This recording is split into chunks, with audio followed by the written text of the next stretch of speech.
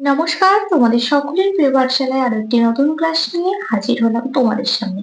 আজকে তোমাদের সাথে আলোচনা করব তৃতীয় পর্যায়ক্রমিক মূল্যায়ন 2024 দ্বিতীয় শ্রেণীর সমস্যা সমাধানের সক্ষমতা সেট 2 এর কিছু প্রশ্ন উত্তর। এবার তোমাদের ফাইনাল এক্সাম হবে 30 নম্বরের আর সময় থাকবে 1 ঘন্টা। এর আগের ক্লাসে তোমাদের সেট 1 এর সমস্যা সমাধানের সক্ষমতার কিছু গুরুত্বপূর্ণ প্রশ্ন উত্তর আলোচনা করিয়ে দিয়েছি। আজকে সেট 2 এর কিছু গুরুত্বপূর্ণ প্রশ্ন উত্তর আলোচনা করব। দেখে নাও তাহলে কি কি প্রশ্ন আছে। নিচের ঘটনাগুলি পরপর সাজাও এবং ফাঁকা ঘরে ঠিকভাবে 1, 2, 3, 4, 5 সংখ্যা লেখো। একটি পড়ে দেওয়া হলো। দেখো একটি পড়ে দিয়েছি। রাস্তার ধারে মাইল ফলক দেখিয়ে বাবা চেনালেন ইংরেজি সংখ্যা। এটা প্রথমে। তোমাদের বইতে আমি দেখিয়ে দিচ্ছি কোনটার পর কোন ঘটনাটা হবে, তোমরা তাহলে দেখে নাও। দেখো প্রথমে হয়েছিল রাস্তার ধারে মাইল ফলক দেখিয়ে বাবা চেনালেন ইংরেজি সংখ্যা। এটা প্রথম ঘটনা। তারপরে কোন ঘটনাটা হয়েছিল দেখো, পরীক্ষা করার জন্য একটা মাইল ফলক পেরিয়ে যাওয়ার সময় ছেলের নজর অন্যদিকে ঘুরিয়ে রাখলেন তিনি। তাহলে দেখো এটা আছে, পরীক্ষা করার জন্য একটা মাইল ফলক পেরিয়ে যাওয়ার সময় ছেলের নজর অন্যদিকে ঘুরিয়ে রাখলেন তিনি, তাহলে এটা 2 হয়ে যাবে। এরপর কোন ঘটনাটা হবে দেখে নিন। এরপর দেখো লেখা আছে, কথায় কথায় তাকে ভুলিয়ে রেখে নিয়ে চললেন পরের মাইল ফলকের দিকে। তার সন্দেহ হয়েছিল ছেলে হয়তো আন্দাজে সংখ্যা চেনাচ্ছে। দেখো তাহলে এটা আছে, তার সন্দেহ হয়েছিল ছেলে হয়তো আন্দাজে সংখ্যা চেনাচ্ছে। এটা তাহলে 3 হবে। তারপরে আছে পরের মাইল ফলক ছেলেকে দেখাতে সে বলল এখানে ভুল লেখা আছে। দেখো এটাও লেখা আছে, পরের মাইল ফলক ছেলেকে দেখাতেই সে বলল এখানে ভুল লেখা আছে। এটা তাহলে কি হয়ে যাবে 4। আর শেষে দেখো লেখা আছে বাবা বুঝলেন যে ছেলের মেধার কোনো তুলনা হয় না। তাহলে এটা হয়ে গেল 5। বাবা বুঝলেন যে ছেলের মেধার কোনো তুলনা হয় না। এরপরে দুয়েরটা বলেছে fill in the blanks with am, is, are। এটার মান আছে 1 নম্বর করে 4টে প্রশ্ন আছে। আর প্রথমেরটার মান আছে দেখো হাফ নম্বর করে 4টা একটা করে দেওয়া ছিল, হাফ নম্বর করে 4টি আছে 2 নম্বর। এবার দেখো লেখা আছে দ্যাট ড্যাশ এ বার্ড। কি হবে দ্যাট এর পর কি হবে is. That is a bird.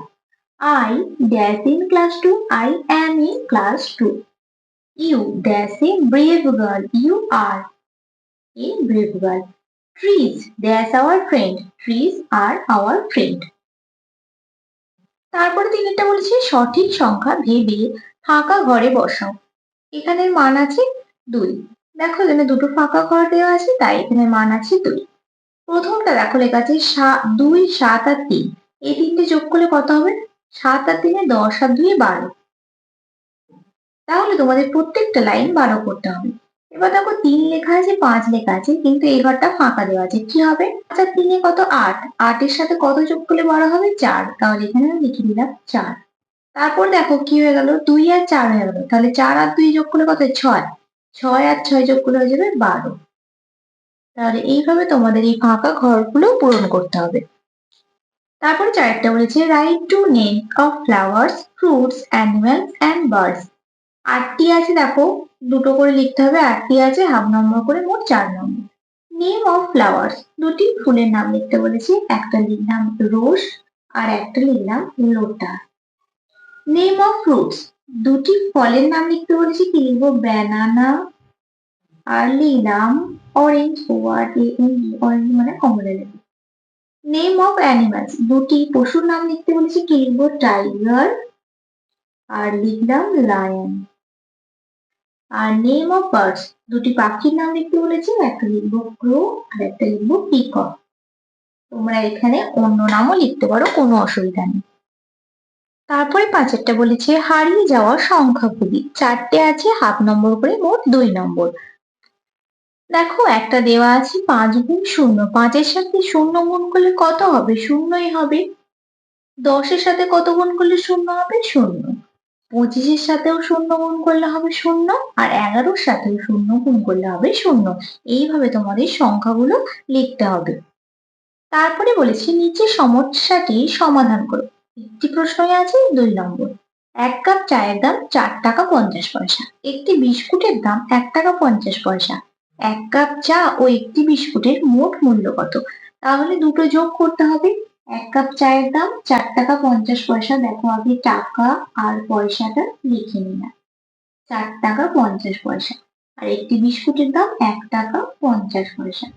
দুটো যোগ করলে কত হবে? 5 আর 5 এ 10, 100 পয়সা। আর 4 আর 1 এ 5, 5 টাকা। 5 টাকা 100 পয়সা। এবার আমরা কি জানি? 1 টাকা সমান 100 পয়সা। এটা আমরা জানি। তাহলে এই 100 পয়সাটা আমাদের টাকার উপরে যোগ হয়ে যাবে।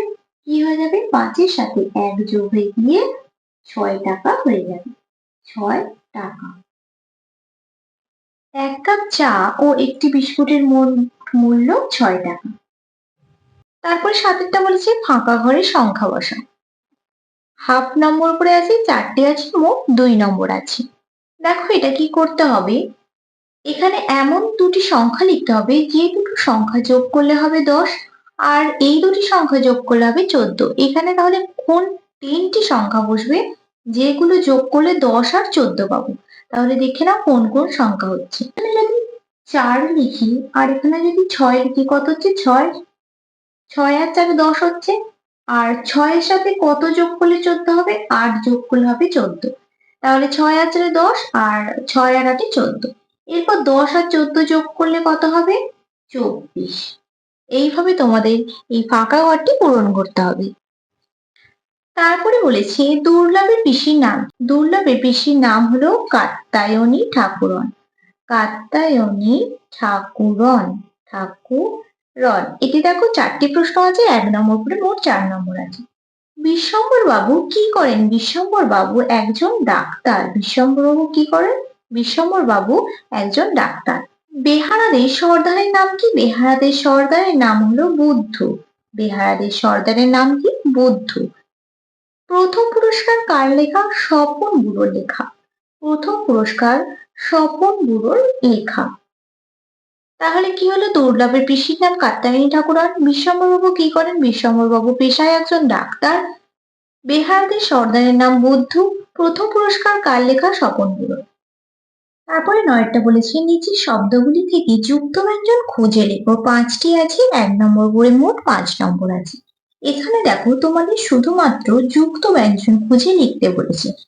আর তোমাদের আমার বই 3য় পর্বে প্রশ্নটা দেয়া ছিল যে যুক্ত ব্যঞ্জন খুঁজে আবার নতুন একটি শব্দ তৈরি করতে। সেটা কিন্তু আমি তোমাদের আমার বই 3য় পর্বে দেখিয়ে দিয়েছিলাম। আর এখানে শুধুমাত্র যুক্ত ব্যঞ্জনটা খুঁজে লিখতে বলেছি। দেখো কি আছে? গজেন্দ্র। এটা যুক্ত ব্যঞ্জন কোনটা? দন্ত নয় দয়ে রফলা। তাহলে এখানে লিখে দিলাম দন্ত নয় দয়ে রফলা। যদি নতুন শব্দ লিখতে বলে তখন কিন্তু তোমরা এই দন্ত নয় দয়ে রফলা দিয়ে একটি নতুন শব্দ লিখবে। তারপরটা কি আছে? অশ্ব। এটার কোনটা যুক্ত ব্যঞ্জন? তালবস্যই বয়ে। তারপর আছে ষণ্ড। এটার যুক্ত ব্যঞ্জন হলো মধ্যমা ট। তারপরে আছে জান্তব। এটার যুক্ত ব্যঞ্জন হলো দন্ত নয় তয়। আর তারপরে আছে চতুষ্পদ। এটার যুক্ত ব্যঞ্জন হলো মধ্যমস্বরী পয়। এইভাবে তোমাদের যুক্ত ব্যঞ্জন গুলো লিখতে হবে। যদি তোমাদের বলে দেয় যে যুক্ত ব্যঞ্জন গুলো খুঁজে লিখে আবার একটি নতুন করে শব্দ তৈরি করো, তখন তোমরা একটি নতুন করে শব্দ লিখবে। তারপরে বলেছি মান নির্ণয় করো। মানে এখানে তোমাদের সরল অঙ্ক দেওয়া আছে, দেখো করে দেখাচ্ছি। 27 বিয়োগ 9 যোগ 5। যোগটা এদিকে যাবে, 27 যোগ 5 বিয়োগ 9। 27 এর সাথে 5 যোগ করলে কত হবে? 27 এর পর 28, 29, 30, 31, 32। 32 বিয়োগ 9। 9 থেকে 12 ধরতে হবে। 9 পর 10, 11, 12। 3 নিচে হাতে রইল 1। 1 থেকে 3 বিয়োগ করলে কত হয়ে যাবে? 2। তারপরে সরলটা দিয়েছে 18 বিয়োগ 5 বিয়োগ 7। 18 থেকে যদি 5 বাদ দাও কত হবে? 13। 5 এর পর 6, 7, 8, 3 হচ্ছে, আর একটা নেমে যাবে। 13 বিয়োগ 7। 13 থেকে যদি 7 বাদ দেওয়া হয় কত হবে? 6। এইভাবে তোমাদের সরল অঙ্কগুলো করতে হবে। তাহলে আজকের ক্লাসটা তোমাদের এখানে শেষ করছি। যদি তোমাদের আজকের ক্লাসটি ভালো লেগে থাকে তাহলে অবশ্যই লাইক করে দিও। সকলে সুস্থ থাকবে, স্বাভাবিক থাকবে। সকলকে অসংখ্য ধন্যবাদ।